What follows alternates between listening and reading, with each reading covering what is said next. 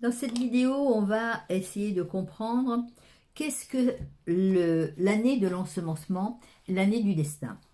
L'année du destin, c'est une année qui correspond à l'addition du jour, du mois et de l'année de naissance sur le plan vertical.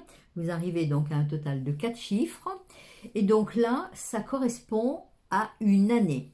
Et c'est cette année-là dans laquelle vous allez rentrer dans votre destin, que vous allez rentrer donc dans votre ensemencement.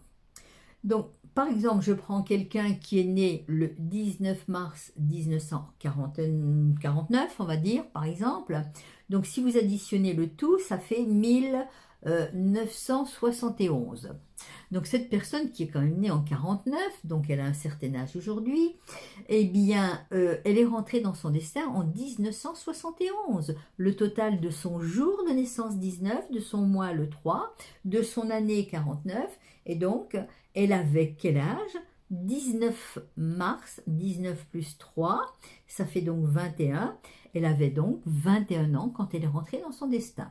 Alors, il faut se poser la question, dans l'année du destin, qu'est-ce que j'ai vécu, j'ai compris, ou la prise de conscience que j'ai faite, qui m'a propulsée dans mon destin et qui m'a fait comprendre vraiment ce qui va être essentiel pour ma vie, on va dire.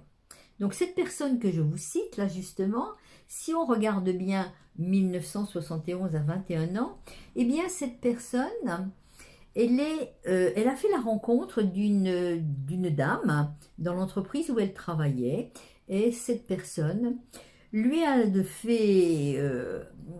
fait découvrir, on va dire, l'astrologie. Et ça a été une véritable révélation pour elle, cette astrologie, et si bien que elle a étudié l'astrologie et elle est devenue numérologue. Alors, on n'est pas obligé de rentrer dans des choses comme ça. Il se pourrait très bien, par exemple, pour quelqu'un qui est né un 1er janvier, on va dire, la personne a 2 ans. Donc, à 2 ans, on rentre dans son destin, mais totalement inconsciemment, bien sûr. Et qu'est-ce qui s'est passé aux 2 ans? Alors, est-ce que les parents sont partis, qu'ils ont confié l'enfant à une nounou, à une grand-mère? Ça a été perturbant pour l'enfant. Donc, il y a eu quelque chose qui est rentré, qui s'est enregistré, qui s'est engrammé dans ses cellules, en correspondance avec cet événement.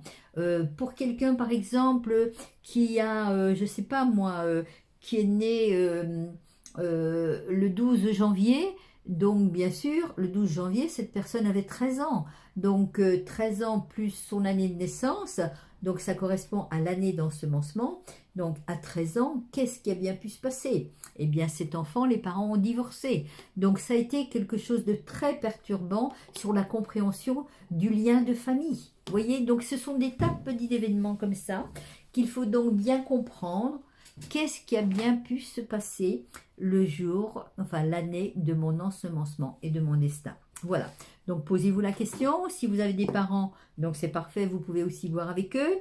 Et bien aussi pour les jeunes, quelqu'un qui est par exemple né on va dire un 10 mai 1990, donc 90 ça fait 2005, hein.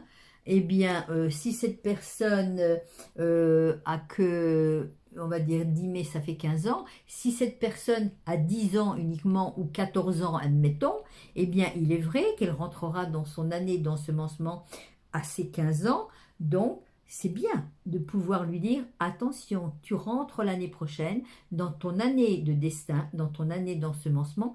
Regarde bien ce qui se passe, accueille les événements qui vont se passer parce qu'ils vont être très importants pour la suite de ta vie.